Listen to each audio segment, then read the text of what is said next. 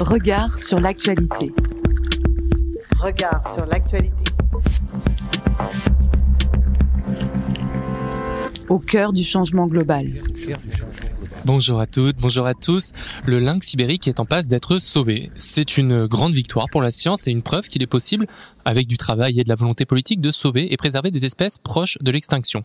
Au début des années 2000, le félin a été chassé par les éleveurs et les chasseurs et il ne comptait plus qu'une centaine de représentants à travers le monde. Mais grâce à une politique de protection et de réinsertion ambitieuse et soutenue par les populations locales, le lynx ibérique en Espagne donc vient de passer d'espèces en danger à espèces vulnérables. Une bonne nouvelle pour lancer cette nouvelle édition de Regard sur l'actualité. Aujourd'hui, une émission en direct de l'Orangerie du Parc de la Tête d'Or pour le lancement de l'exposition Préséance du vivant de Gilles Clément et de l'agence Coloco. Et au programme, Virginie Chaput qui, dans Énergie, revient sur les élections législatives à venir avec l'enjeu énergétique associé. Puis Valérie Dizier qui nous lira un texte du président de Cité Anthropocène, Pierre Cornu, qui revient également sur le contexte politique et social actuel. Mais nous commençons notre émission avec le coup d'œil sur l'actu d'Étienne Cossard.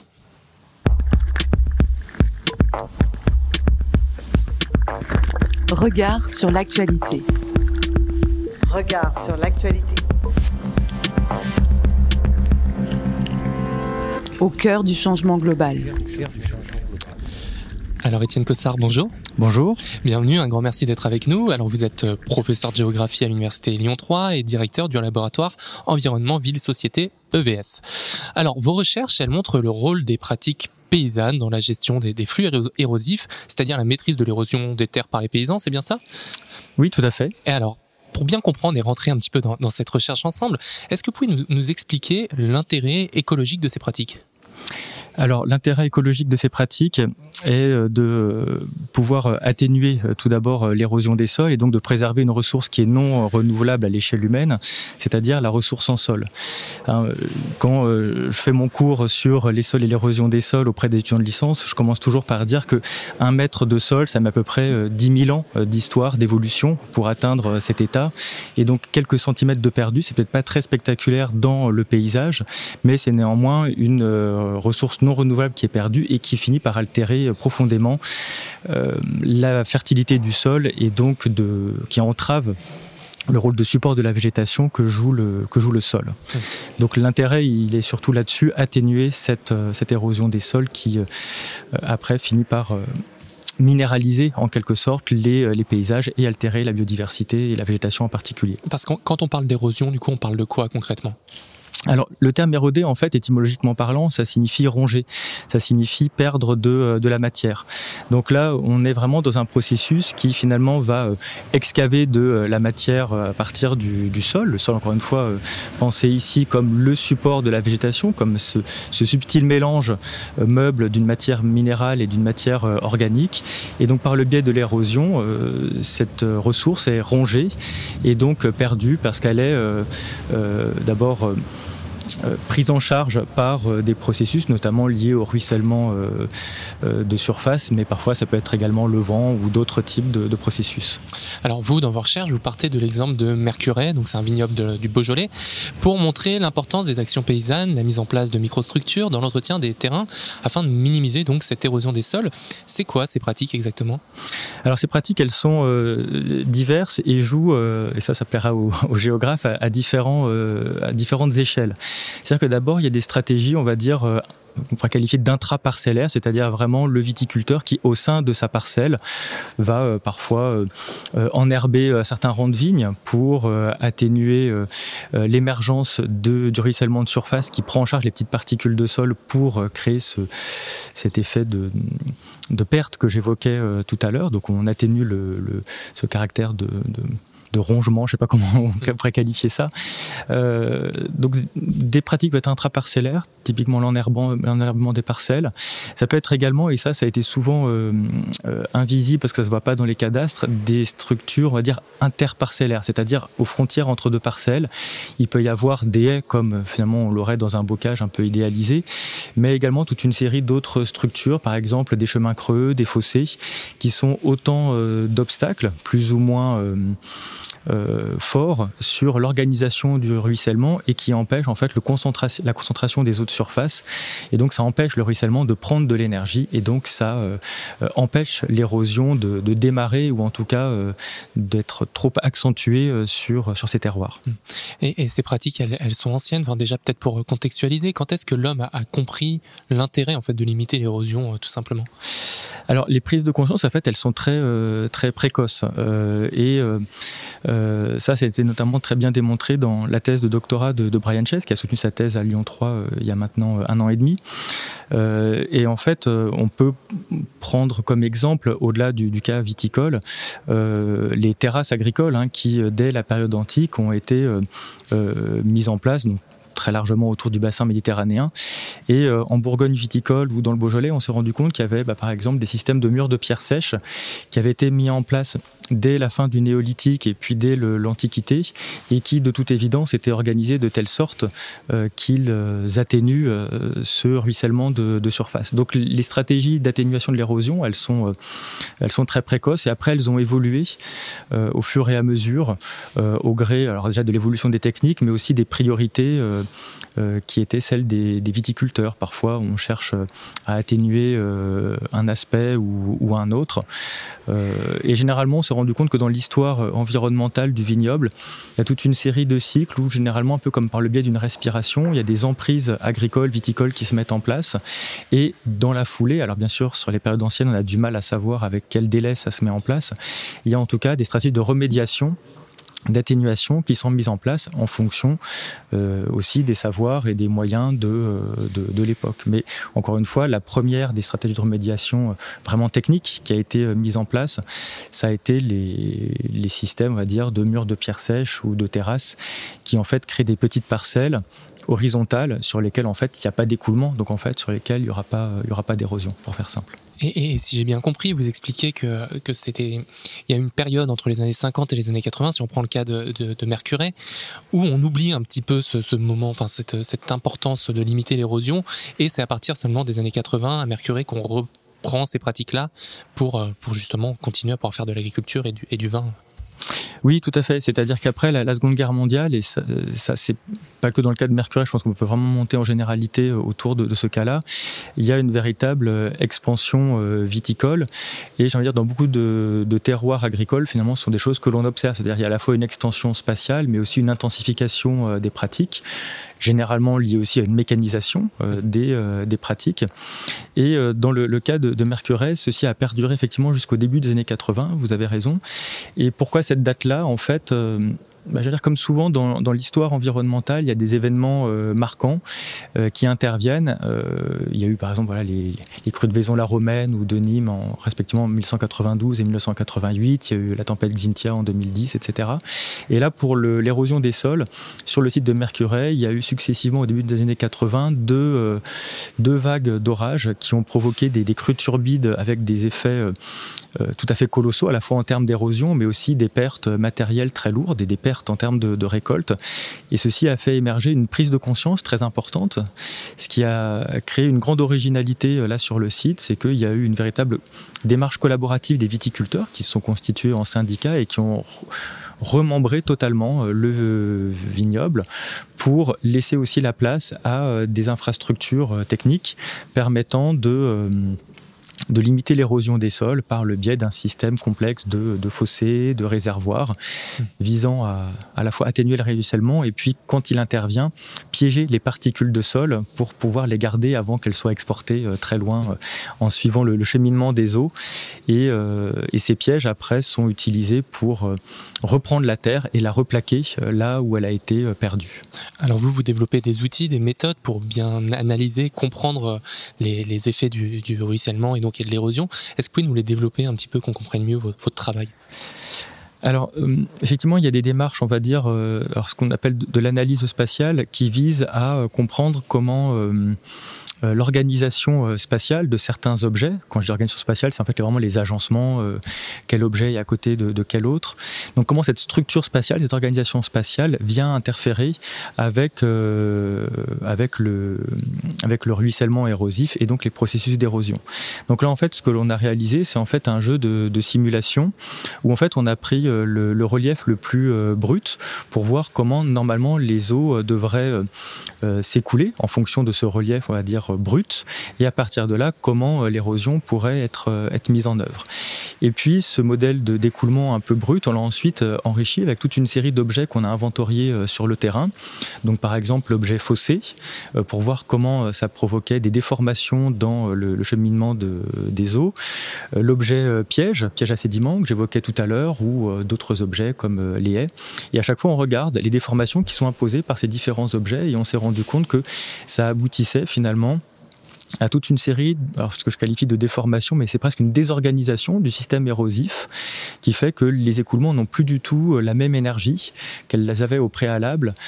Et donc, s'il y a moins d'énergie, en fait, l'érosion a elle-même moins d'énergie, moins de capacité à prendre en charge les particules de sol. Alors, j'ai un terme qui revient souvent et un point sur lequel vous insistez dans vos écrits, c'est cette idée de bassin versant comme échelle importante et idéale. Pourquoi est-ce que c'est cette échelle selon vous qui est la plus importante ?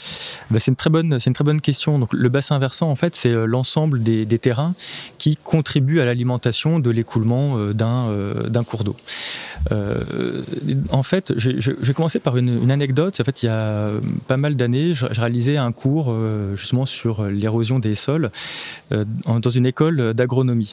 Et en fait, je me suis rendu compte, en parlant de bassin versant, que les élèves agronomes, donc, qui pour moi n'étaient pas géographes, et pour moi c'était une nouveauté, en fait ne connaissaient pas cette notion de bassin versant et raisonnaient uniquement à partir de la parcelle. Et donc en fait, pour eux, que la parcelle soit située en un point ou un autre du bassin versant, ça n'avait pas d'importance, en tout cas ils n'avaient pas conscience de l'importance que ça avait. C'est ce que j'allais dire. Est-ce qu'on peut peut-être aussi définir le terme de bassin versant pour bien comprendre de quoi on parle ? Donc voilà, le bassin versant, en fait, c'est la meilleure métaphore, c'est celle de l'entonnoir, en fait. Vous prenez un entonnoir, la surface qu'il représente au-dessus, vous versez de l'eau et l'entonnoir fait déverser vers l'exutoire de l'entonnoir toutes les eaux qui lui sont tombées à la surface, en fait. Le bassin versant, c'est ça. Et en fait, dans un bassin versant, c'est pas un entonnoir tout lisse, les bassins versants qu'on a dans la vraie vie qui nous entourent. Il y a une structure paysagère liée à l'organisation des modes d'occupation du sol, liée à toute une série d'ouvrages, même par exemple une route, un fossé ou des surfaces imperméabilisées qui vont modifier la surface du bassin versant et modifier la façon dont les eaux s'écoulent. Et en fait, en fonction de leur jeu de localisation, tous les objets qui constituent un bassin versant vont déformer les écoulements et parfois, sans qu'on le veuille ou sans qu'on l'ait pensé, ça va provoquer des effets d'engorgement à un endroit et donc l'émergence parfois même de crues, d'inondations qui sont pas uniquement liés à des facteurs extérieurs comme le climat ou la météo, le temps qu'il fait, mais aussi peuvent être aggravés par ces déformations qui arrivent dans un bassin versant.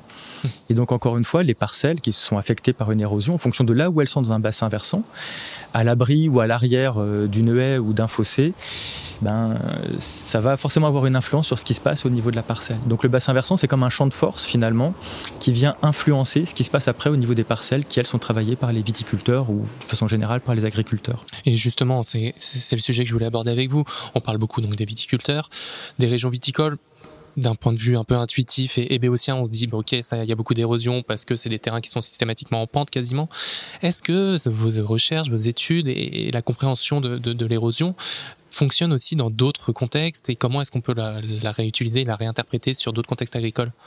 Oui, tout à fait, c'est tout à fait transposable à d'autres contextes agricoles et les géomorphologues, la géomorphologie c'est la discipline qui travaille sur l'érosion, les géomorphologues ont d'abord travaillé sur les terrains de grandes cultures. Et j'ai envie de dire, une grande partie d'entre eux sont américains et ont travaillé dans les grandes plaines de l'Ouest où, après la crise des Dust Bowls dans les années 30, ont cherché à développer toute une série de méthodes d'observation, de mesure de l'érosion des sols, donc dans ces contextes de grandes cultures qui étaient affectés par notamment la mécanisation.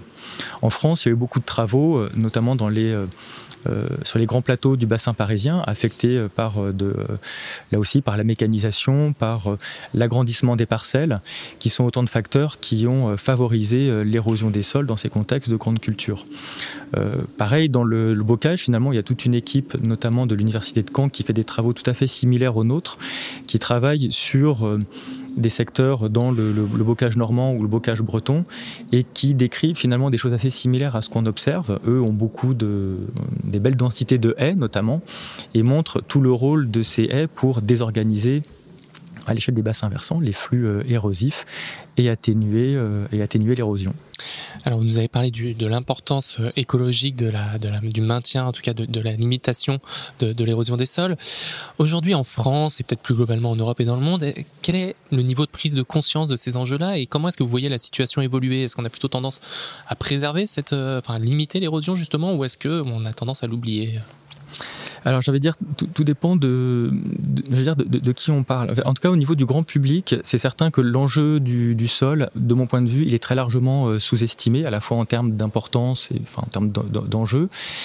Notamment parce qu'en fait, quand on fait des exposés sur l'érosion des sols, on n'a jamais des choses très spectaculaires à montrer, c'est-à-dire des ravines, d'érosion qui font quelques décimètres de profondeur, des choses comme ça. On n'est pas dans quelque chose qui crée un effet spectaculaire qui peut être décisif pour sensibiliser le grand public et aussi éventuellement un certain nombre de décideurs. Je pense par exemple à des collègues qui travaillent sur des risques beaucoup plus spectaculaires, des risques de tsunami ou des risques d'inondation. Là, il y a quelque chose de marquant qui fait que généralement les collègues réussissent vite à sensibiliser un public, on va dire, élargi. Nous, c'est plus compliqué parce qu'encore une fois, c'est pas spectaculaire. Donc, c'est très largement sous-estimé, généralement auprès du grand public et auprès d'un certain nombre de décideurs. En revanche, généralement, les agriculteurs qui travaillent au quotidien dans leurs parcelles ont une connaissance vernaculaire, empirique des pertes en sol et ont conscience des enjeux. Et si je reprends l'exemple du vignoble, le fait que dans le cahier des charges des appellations, il y ait toute une série de règles, de contraintes qui visent finalement à atténuer l'érosion des sols, montre bien que là, c'est un enjeu qui n'est pas du tout sous-estimé et qu'il faut aussi prendre en compte quand on effectue ce genre d'études. Et on se doute aujourd'hui avec le changement climatique en cours que le niveau de précipitation global augmente. On le voit, aussi les moments de précipitations intenses et peu ordinaires sont de plus en plus régulières. Comment est-ce que ça impacte justement ces enjeux-là ? Alors c'est vrai que, comme je disais par exemple dans le cas de Mercurey, c'est vrai que ces événements parfois un peu extrêmes ou en tout cas avec une très forte intensité de précipitation sont souvent des révélateurs qui rappellent aux praticiens des territoires qu'il faut lutter contre l'érosion des sols. Mais l'exemple de Mercurey n'est pas non plus totalement généralisable puisqu'il y a encore beaucoup de secteurs sur lesquels il n'y a pas eu, on va dire, de démarche véritablement d'ensemble, collective, aboutissant à, on va dire, une stratégie véritablement collective pour atténuer l'érosion des sols au niveau de vastes ensembles. Et vous avez commencé un petit peu à en parler tout à l'heure, mais je suppose que le rôle dans l'après-guerre, le rôle de la mécanisation, de l'intensification des pratiques agricoles a détérioré grandement justement cette capacité de nos territoires à limiter l'érosion. Oui, tout à fait. La mécanisation, c'est un facteur très aggravant en termes d'érosion des sols, parce qu'en fait, lorsque l'on fait passer un tracteur, quel qu'il soit, sur un sol, ça a tendance à le compacter, et donc en fait, le sol perd en termes de perméabilité, et donc l'eau reste à la surface, et une fois qu'elle est en surface, elle suit la ligne de plus grande pente, et c'est là que démarre effectivement le ruissellement et donc les processus d'érosion. Et en fait, il y a maintenant dans beaucoup de secteurs, le retour finalement vers une approche moins mécanisée, en tout cas dans certains secteurs viticoles. On voit par exemple maintenant des chevaux de trait qui serpentent les parcelles, notamment celles qui sont pentues, parce que ça permet de maintenir une meilleure aération du sol, donc une meilleure perméabilité, et donc l'eau peut s'infiltrer, et une fois qu'elle s'infiltre, et bien finalement ça fait moins d'eau pour alimenter l'érosion. Donc c'est des pratiques d'adaptation qui nous permettent de nous rendre moins vulnérables justement tout à fait. À l'Anthropocène en fait, tout simplement, puisqu'on est sur Radio Anthropocène. Et vous montrez aussi qu'il y a une différence, une grosse disparité entre les pays. J'ai relevé, vous parlez par exemple des bons élèves que sont les États-Unis et le Népal, avec, vous l'avez tout évoqué aussi tout à l'heure, la crise du Dust Bowl aux États-Unis qui a permis de prendre en compte ces enjeux-là. C'est quoi cette crise du Dust Bowl ? Alors, la crise des Dust Bowl, pour celles et ceux qui ont lu ou vu les les raisins de la colère, c'est en fait cette grande crise environnementale qui a eu lieu dans les années 1930, où en fait il y a eu plusieurs facteurs, déjà une période climatique un peu plus sèche, la mécanisation sur de vastes surfaces, qui en fait a mis à jour, au contact avec le vent, la pluie, de gigantesques surfaces absolument non protégées, et qui en fait ont constitué une source sédimentaire, je veux dire quasiment inépuisable pour les processus d'érosion. Et c'est vrai que cette crise de Sbo a provoqué ce qu'on appelle parfois une rexistasy, c'est-à-dire un cercle vicieux qui fait qu'il y a eu de l'érosion qui s'est mise en place parce qu'on a défriché très largement de grands terrains, parce qu'on les a mécanisés. Donc l'érosion a eu lieu, il y a de la matière qui était perdue dans les sols ont perdu en fertilité, donc la végétation est d'autant moins importante, donc d'autant moins efficace ensuite pour protéger les sols, et donc on a là quelque chose de très péjoratif en termes d'évolution, et ça aboutit à une minéralisation du milieu, donc une perte de biodiversité très importante.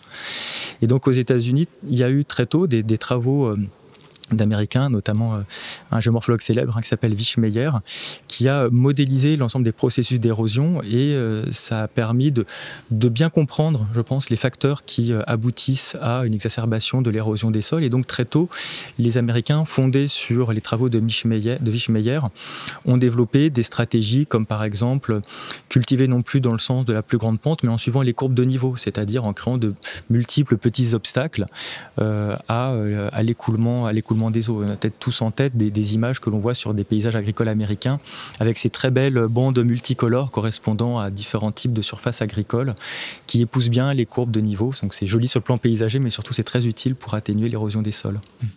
Et alors, vous montrez aussi qu'il y a des mauvais élèves comme la Chine, je crois. Eux, ils prennent pas du tout en compte ces enjeux-là. Alors, les pauvres, c'est un peu plus compliqué, c'est que surtout, ils ont les sols peut-être aussi les plus fragiles qui sont offerts à l'érosion. Il y a des sols qui sont très riches en limon. Alors le limon, c'est quoi ? C'est une particule de sol qui a la bonne taille pour l'érosion, c'est-à-dire que c'est pas trop gros. Le sable est plus gros et donc plus lourd à transporter. Et l'argile est plus petite, et comme elle est petite, elle se soude. Et le limon, c'est entre les deux, donc c'est pile la bonne taille de sol pour que l'érosion puisse agir. Donc ils ont des sols qui sont très fragiles et qu'ils ont largement cultivés, parce que c'est vrai qu'en plus le limon, ça a d'excellentes qualités, notamment pour retenir la bonne quantité d'eau pour la végétation. C'est des sols qui sont également faciles à travailler. Donc ils ont cette particularité-là, un climat relativement agressif, des sols extrêmement fragiles. Et c'est vrai, jusqu'à présent, relativement peu de stratégies anti-érosives. Ce qui fait que c'est là qu'on observe parmi les plus forts taux d'érosion sur des sols agricoles.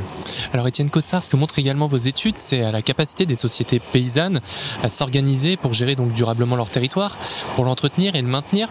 Actuellement, dans l'actualité, on entend venir de ces mêmes paysans une contestation de plus en plus forte contre les politiques de préservation de l'environnement.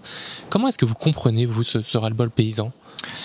Disons que c'est vrai que par exemple dans le cas des stratégies anti-érosives, très souvent il y a par exemple des bureaux d'études, ou en tout cas des experts qui peuvent arriver sur les territoires et qui arrivent d'emblée par exemple en parlant de dégradation, qui est quand même un terme très fort, très, très dur, et qui aussi un peu surplombant vis-à-vis des agriculteurs qui pratiquent le territoire, les terroirs au quotidien. Et donc déjà, je pense que c'est important de rappeler ce que c'est qu'une dégradation, c'est qu'en fait, on considère une certaine épaisseur temporelle, et donc il faut quand même un point de référence pour mesurer une éventuelle péjoration du milieu, notamment par exemple en termes de stock de sol. Donc déjà, quand on élimine un petit peu ce terme de dégradation et que on va voir les agriculteurs, très vite, on est amené aussi à considérer ce qu'ils font en termes de pratiques au quotidien, et on se rend compte qu'il ne faut pas avoir surplombant, parce qu'en fait, ils savent très bien ce qui se passe. Et de ce fait, toutes les stratégies, derrière cette anecdote, toutes les stratégies qui sont un peu trop top-down, sans prendre en compte les spécificités locales, qu'elles soient, on va dire, liées aux caractéristiques du milieu, mais aussi éventuellement culturelles, vont en fait avoir de grandes chances d'aboutir à l'échec, parce qu'en fait, un terroir, il y a bien sûr des spécificités locales qui sont pas forcément prises en compte par les grandes démarches qui sont très descendantes, encore une fois, dans une démarche top-down. Et surtout à ce contexte culturel, il y a aussi un vocabulaire, des connaissances empiriques, des héritages culturels qui sont à prendre en compte, et sans forcément magnifier le passé ou des pratiques qui avaient lieu auparavant. les intégrer dans une démarche, en tout cas, c'est très certainement un gage davantage de réussite ou d'une meilleure acceptation des stratégies qui sont impulsées par le haut, on va dire. Et pour conclure cet entretien, j'aimerais bien revenir, vous parliez d'héritage culturel.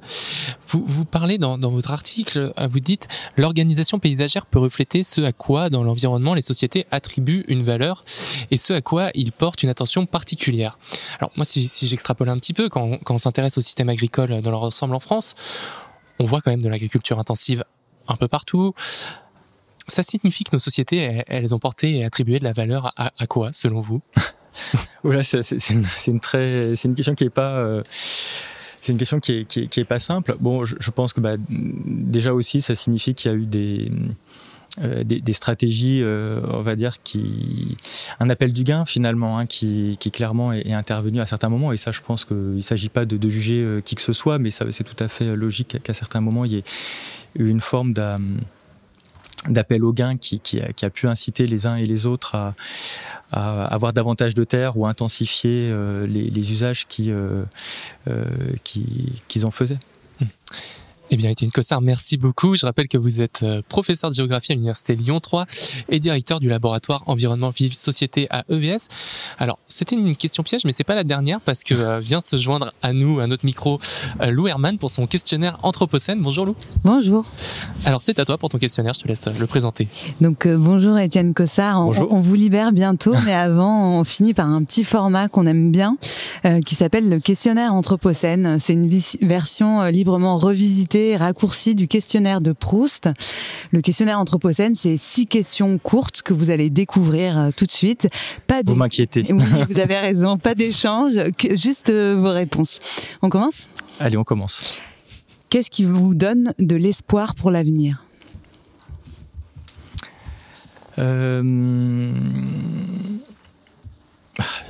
Mes étudiants. De quoi avez-vous peur aujourd'hui ? Du 7 juillet. De quoi êtes-vous sûr ? De pas grand-chose. En recherche, généralement, je dis toujours que les bons chercheurs sont ceux qui doutent, donc je ne suis pas sûr de grand-chose. Que possédez-vous de plus précieux ? Alors ça, c'est sûr que c'est pas ma voiture. Ah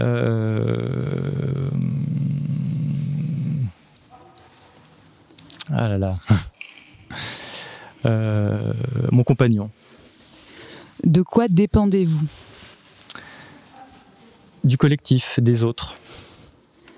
À quoi êtes-vous prêt à renoncer ?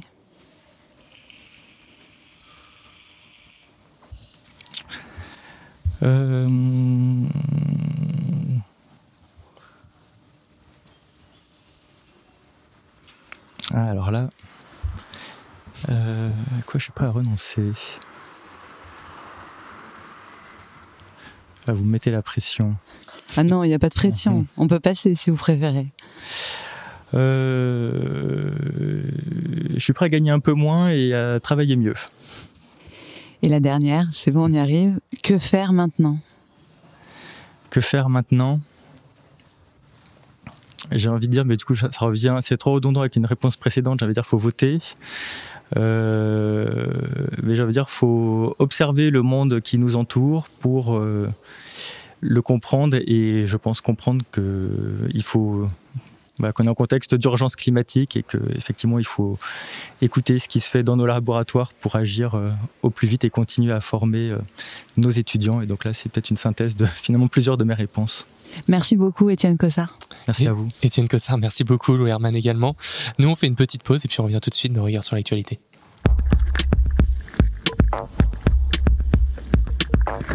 Regard sur l'actualité. Regard sur l'actualité. Au cœur du changement global. Et on retrouve Virginie Chaput pour Énergie. Bonjour Virginie. Bonjour. Et aujourd'hui, tu veux revenir sur les enjeux énergétiques donc des élections législatives qui approchent. Oui, tout à fait. Donc, je ne sais pas si vous avez eu l'information, mais des élections législatives surprises sont organisées le week-end prochain. Encore un cadeau de ce cher monsieur Macron qui décidément nous gâte, bien trop pour les vacances d'été. Vraiment, il fallait pas. Pour l'occasion, j'en ai profité pour faire un tour des postures des différents candidats et je vous le donne en mille, l'énergie est un pivot important qui permet de les distinguer. Alors, comment parle-t-on d'énergie dans cette campagne ? La transition énergétique, comme vous le savez, est une immense tâche à accomplir collectivement. Depuis des années, de nombreux acteurs s'emparent du sujet et, pour balayer rapidement les multiples dimensions de la notion, développent des solutions techniques, réfléchissent à une réorganisation de nos modes de production industrielle, de nos logiques de déplacement, de nos modes de vie de façon générale. En bref, si la transition veut pouvoir se targuer d'être à la hauteur des enjeux climatiques, tout en permettant à tout le monde de prétendre au bien-être, elle se doit d'être transversale. Pour autant, la campagne législative, jusqu'à maintenant, ne se concentre que sur 2 angles précis pour parler d'énergie, les tarifs et les vecteurs énergétiques. Si l'angle tarifaire permet d'inclure dans les logiques de transition les enjeux sociaux, restés trop longtemps angle mort de l'écologie politique, il laisse dans les discours que l'on voit circuler ces derniers jours un goût amer de remise à plus tard. Le parti du gouvernement promet une baisse des tarifs réglementés et le Front populaire un blocage des prix. Le RN, quant à lui, promet une baisse générale de la TVA qui, sans priorisation des sources énergétiques à valoriser ou non, n'aurait pour autre effet que de favoriser les plus gros consommateurs d'énergie et de réencourager à la consommation d'énergie fossile. Ces mesures répondent en urgence à la crise énergétique actuelle, provoquant de nombreux problèmes socio-économiques dont il faut évidemment s'occuper. Elles participent cependant à faire de la transition qui a le malheur de se parer d'un horizon lointain une problématique de second plan. Seulement, comme on le sait, il y aura toujours une crise, toujours plus important à faire. Le Front populaire et le gouvernement sortant ont le mérite de tout de même lier crise économique de l'énergie et dérèglement climatique en affirmant qu'ils soutiendront les ménages pour la rénovation thermique des logements. Et les premiers en finançant jusqu'à 100% les travaux pour les plus précaires, les seconds en rebroussant chemin après avoir raboté les budgets du dispositif MaPrimeRénov', pourtant développé par leurs soins. Le RN s'oppose quant à lui fermement à la rénovation en souhaitant annuler l'interdiction de louer des logements classés G, soit des passoires énergétiques qui coûtent très cher aux locataires, polluent énormément et vont à l'encontre de la nécessité de consommer l'énergie avec sobriété. J'imagine bien que la logique derrière cette proposition m'échappe. Le second angle permettant de ramener un peu d'énergie dans cette campagne express se concentre sur les vecteurs énergétiques. Si le gouvernement prévoit de poursuivre sa ligne de mire, soit la baisse de 30% des consommations d'énergie d'ici 2030, en développant massivement le nucléaire, photovoltaïque et éolien, notamment offshore, le Front populaire va plus loin et promet un mix 100% renouvelable, avec une sortie sans échéance précise du nucléaire pour cause de risque de grincement de dents en interne. Le RN, quant à lui, veut, et je cite, « refaire de la France un paradis énergétique », en posant un moratoire sur tous les projets de parcs éoliens, mais aussi photovoltaïques, qui n'auront le droit de voir jour uniquement si les questions de stockage d'électricité pour compenser les jours sans soleil sont réglées. Et comme aucune technologie ne permet encore cette prouesse, c'est une ode au tout nucléaire qu'ils nous ont pondu là. On va maintenant discuter des enjeux qu'il y a derrière ce traitement politique de la transition. Ces 2 manières d'aborder l'énergie dans cette campagne ne sont pas anodines, et si je souhaite m'attarder dessus, c'est qu'elles embarquent des enjeux précis et racontent les intentions des partis. Parler d'énergie par le biais du pouvoir d'achat relève, en ces temps de régulation de factures astronomiquement élevées, du calcul électoraliste le plus basique. Rien de bien innovant là-dedans, mais on voit tout de même des différences de posture entre mesurettes clinquantes, mais pas plus lourdes que des pansements, qui s'effriteront bien vite, et actions structurelles pour éviter que des situations aussi difficiles pour les ménages arrivent à nouveau. L'axe qui semble ici le plus intéressant est celui des vecteurs énergétiques. En effet, il ne s'agit pas seulement de valoriser un choix technique, mais de promouvoir un modèle de société et des imaginaires.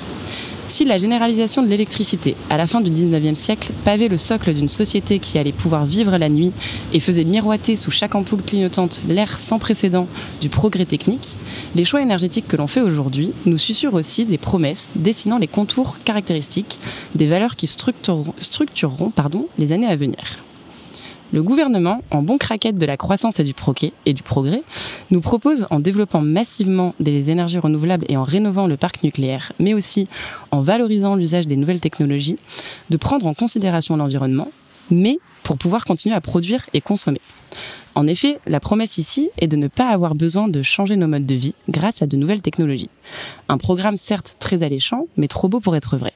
Les problématiques environnementales, sans changement de nos usages, vont simplement se décaler. Un passe-droit pour le capitalisme, finalement. En n'interrogeant pas les structures du système économique, en promulguant une loi nommée « Transition énergétique pour la croissance verte », le gouvernement plonge les pieds joints dans le mythe de la croissance éternelle et propose une transition qui fera bien peu de vagues, mais permettra de limiter les émissions de gaz à effet de serre pour rester économiquement compétitif. De quoi décaler le problème à plus tard. Le problème ici n'est finalement pas tant dans la proposition de mix énergétique, qui se trouve être adaptée à la transition souhaitée, mais dans les discours connexes, continuant de perpétuer la promotion d'usages énergétiques ancrés dans les logiques capitalistes. Cette récupération libérale des enjeux énergétiques se révèle par exemple par la surpromotion de la voiture individuelle électrique comme Eldorado, faisant la jonction entre imaginaire d'un consumérisme exacerbé, progrès technologique et enjeux environnementaux supposément pris en compte. Côté RN, et personne ne s'en étonnera, on n'aime pas bien l'idée de préserver la planète. Alors, on recule sur les réglementations poussant à la transition du parc automobile français et on milite pour un mix énergétique entièrement nucléaire. C'est tout un imaginaire social et politique qui se joue ici. En jouant sur le tableau de l'énergie, le RN fait des énergies conventionnelles et fossiles des traditions nationales. Ici, c'est le mythe de la puissance qui se joue. Il faut de l'essence pour être viril et aller très très loin avec une très très grosse voiture. Il faut plein de belles centrales nucléaires pour montrer aux autres comme on est un pays qui impressionne. Et surtout, on ne questionne pas les enjeux sociaux, environnementaux et économiques que ces choix masquent. Et le discours du RN est bien ficelé.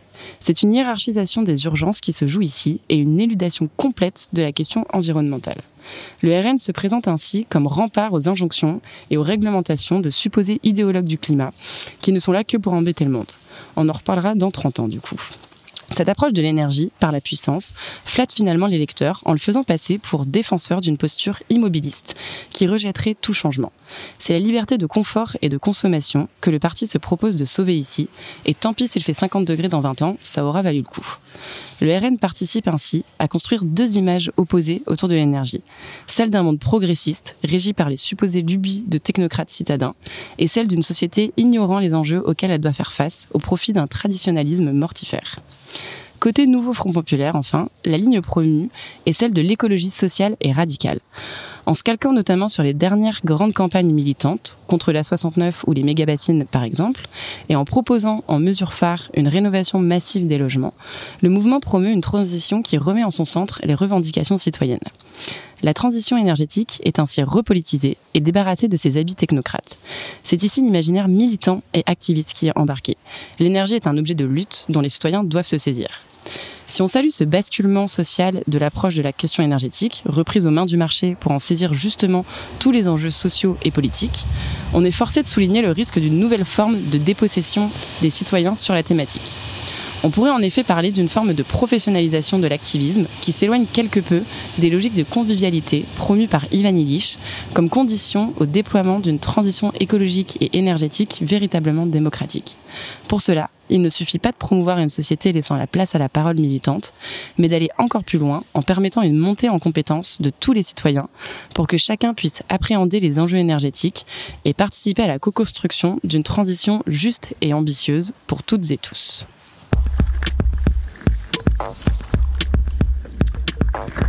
Regard sur l'actualité. Regard sur l'actualité. Au cœur du changement global. Et on continue avec ce contexte électoral peu réjouissant et le texte de Pierre Cornu, qui est historien et qui est également le président de l'association Cité Anthropocène dont nous faisons partie. Valérie Didier, que tu vas nous lire, c'est bien ça ? Oui, parce que en ce 26 juin 2024, je fais un pas de côté par rapport à mes biais culturels habituels, un écart conduit par ce temps en suspens que nous vivons en France depuis le 9 juin, lorsque notre président, qui suite aux résultats nettement mauvais de son parti aux élections européennes, nous a informé sans trop de détails qu'il dissolvait notre Assemblée nationale. Et donc oui, Florian, je lis un texte écrit lundi par Pierre Cornu, directeur de recherche à l'INRAE Clermont-Ferrand, historien du temps présent et président de Cité Anthropocène. Son texte s'intitule « Anthropocène et crise démocratique ». C'est une chose de savoir que notre temps présent est exposé à toutes les fluctuations et disruptions d'un ordre mondial à bout de souffle. C'en est une autre que de vivre ici et maintenant la menace d'un effondrement démocratique. On pourra dire que c'est d'abord une manière d'exercer le pouvoir, des promesses non tenues, des questions non traitées qui sont sanctionnées. On pourra écouter les historiens dire que les Français aiment aller jusqu'au bout des crises pour mieux les surmonter. Il n'en demeure pas moins que plus du tiers des citoyens d'un pays éduqués, informés, ouverts sur le monde et sa complexité, et notamment son urgence écologique, qui donnent leur voix à des démagogues qui oscillent entre la stratégie du déni et celle de l'instrumentalisation de la panique, cela provoque désarroi et colère. Pour autant, le fatalisme et le repli ne sont pas des options viables. On ne peut ni fuir cette crise, elle est partout, ni s'extraire de ses conséquences, elle affecte l'ensemble de notre rapport au monde.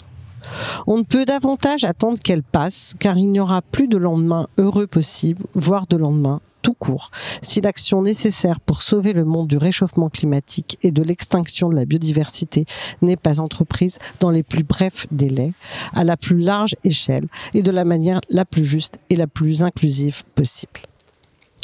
Le corps électoral peut se tromper tragiquement dans les forces auxquelles il confie son destin. Il ne se trompe pas sur le caractère existentiel des maux qui l'affectent. Pour que la démocratie survive à cette crise, il faut donc qu'elle se réinvente en profondeur, à la fois comme intelligence partagée et comme mode d'action renouvelé dans un siècle de toutes les urgences. Le monde de l'Anthropocène a ceci de particulier que les signaux d'alerte sur l'intégrité du système Terre y sont parfaitement audibles, mais à travers des systèmes complexes de traduction des données brutes et d'analyse d'effets retardés, pour les pollutions et les enjeux sanitaires notamment, sans que les citoyens puissent les relier aisément à la responsabilité directe d'acteurs économiques ou politiques. Quant à ces derniers, qui disposent, eux, de tous les éléments pour évaluer les conséquences à court, moyen et long terme de leurs décisions, ils manquent trop souvent de courage et de sens des responsabilités pour assumer leurs erreurs et oser les choix qui permettraient de les corriger ou du moins de ne pas ajouter au désastre. Dans ce contexte, il est facile pour les propagandistes du déni et de la panique, au service d'eux-mêmes ou d'intérêts constitués, soit de rejeter les évidences encombrantes en générant ignorance, confusion et controverse, soit de détourner vers des boucs émissaires intérieurs comme extérieurs aux sociétés qu'ils espèrent manipuler, la colère légitime des populations contre le délitement de leur cadre de vie et la ruine de leurs espérances. On l'a bien vu, dans la campagne pour les élections européennes, les partis d'extrême droite et la presse aux ordres des firmes transnationales hostiles à toute transition vers la durabilité n'ont peur que d'une chose, c'est que la prise de conscience citoyenne de la vulnérabilité du monde de l'Anthropocène ne débouche sur une demande irrépressible de régulation et de réencastrement de l'activité économique dans un ordre écologique et social viable et désirable. Dès lors, tout est bon pour semer la division, la méfiance, la confusion des sentiments et des idées. Non sans succès, hélas. C'est en effet un douloureux paradoxe de notre temps présent que plus le monde se révèle fragile et plus nous sommes enclins à nous en remettre à la force brute, plus il se révèle complexe et rétif à tout contrôle et plus nous sommes tentés par le simplisme des remèdes universels. Ce n'est pourtant pas en perdant la raison que nous corrigerons les excès du rationalisme. Et ce n'est pas non plus en laissant libre cours à l'expression de la haine et du mensonge que nous sauverons nos libertés. Malgré tout, les outils sophistiqués de manipulation de masse qui permettent de conquérir le pouvoir sur une parcelle de terre ne peuvent servir à l'exercer dans un temps historique caractérisé par des défis qui exigent l'union de toutes les nations, de tous les savoirs et de toutes les ressources. On le voit avec l'exemple des régimes illibéraux qui se multiplient sur la planète. Ce n'est que par la répression et la propagande qu'ils veulent faire croire qu'ils maîtrisent les choses, quand ils cherchent seulement à garder pour leur clic les revenus toxiques du pillage des entrailles de la terre et de l'exploitation du travail. Les bouleversements du climat, l'épuisement des terres, la montée des mers, les risques pandémiques ne se commandent pas par le verbe, et ils se jouent des frontières, si bétonnées soient-elles. Ironie de l'histoire, c'est à l'heure où nous sommes en passe de devenir tous des réfugiés sur notre propre planète que l'on nous pousse à affirmer notre droit à nous barricader, prisonniers volontaires d'États autoritaires qui nous vendront leur sécurité contre le renoncement à toute fraternité. Cela ne nous empêchera pas d'être atteints les uns après les autres par l'air, l'eau et le feu que nous avons transformés en force destructrice du vivant. Que nous est-il donc permis d'espérer dans ce contexte ? D'abord, ce que nous rendrons possible par la somme de nos engagements. L'avenir n'est pas écrit, il est à réinventer.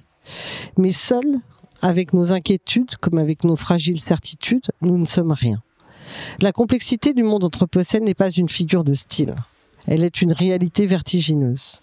Évolution non linéaire, temporalité déphasée, rétroaction systémique de toutes sortes, crée un monde qui échappe à notre intuition comme à nos savoirs acquis. Un président qui avait cru que son agilité intellectuelle, son volontarisme, sa bonne étoile lui suffiraient à tenir ensemble l'équilibre vermoulu de nos institutions et de nos régulations sociales et économiques héritées du passé, est en train d'en faire l'amère expérience. Sans corps intermédiaire, sans contre-pouvoir, le champ politique est réduit à une lutte de tous contre tous, arbitrée par les intérêts constitués. De la même manière, la déontologie de l'information, l'intégrité de la recherche scientifique, l'université de l'accès à l'éducation et aux biens communs matériels et immatériels sont des conditions indispensables et aujourd'hui menacées de toute vie civique éclairée. Pour espérer reconstruire une démocratie, non plus seulement dans les limites anciennes du contrat social, mais dans une conception de ce dernier élargie à la technique et au vivant, il nous faut toutefois d'abord soigner ses protagonistes en acceptant de regarder avec lucidité la dimension morale de l'époque et la tentation du renoncement et du reniement que prend la crise politique actuelle. Héritiers de l'imaginaire du progrès, nous avons appris à nous juger nous-mêmes par l'apparence de prospérité, de puissance, de raffinement de nos cités. Rebutés par l'image saturée, violente et disharmonieuse que le monde nous renvoie de notre action sur lui, nous ne savons plus comment prendre soin de nous-mêmes et du monde, et nous nous déchirons pour le seul avantage d'une aristocratie finissante qui n'a plus d'autre projet que de consumer nos dernières ressources.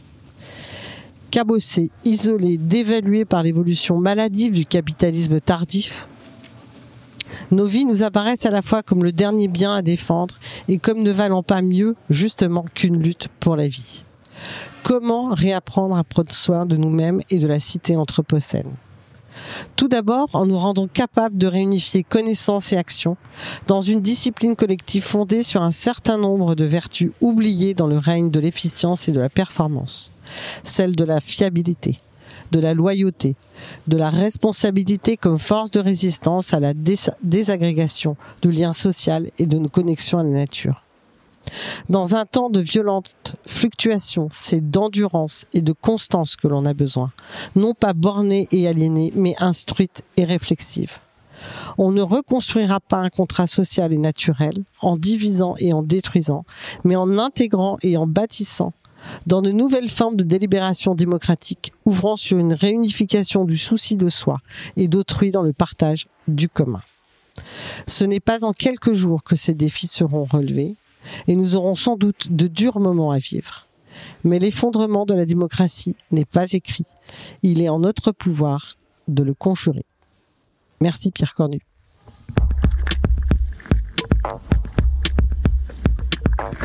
Regard sur l'actualité. Regard sur l'actualité. Au cœur du changement global. Merci à toutes, merci à tous de nous avoir suivis, merci à nos invités et à nos chroniqueurs du jour. Radio Anthropocène, c'est fini pour aujourd'hui et on se retrouve la semaine prochaine pour une édition spéciale en direct des rencontres de la photographie à Arles. Bonne soirée à toutes et à tous. Radio Anthropocène.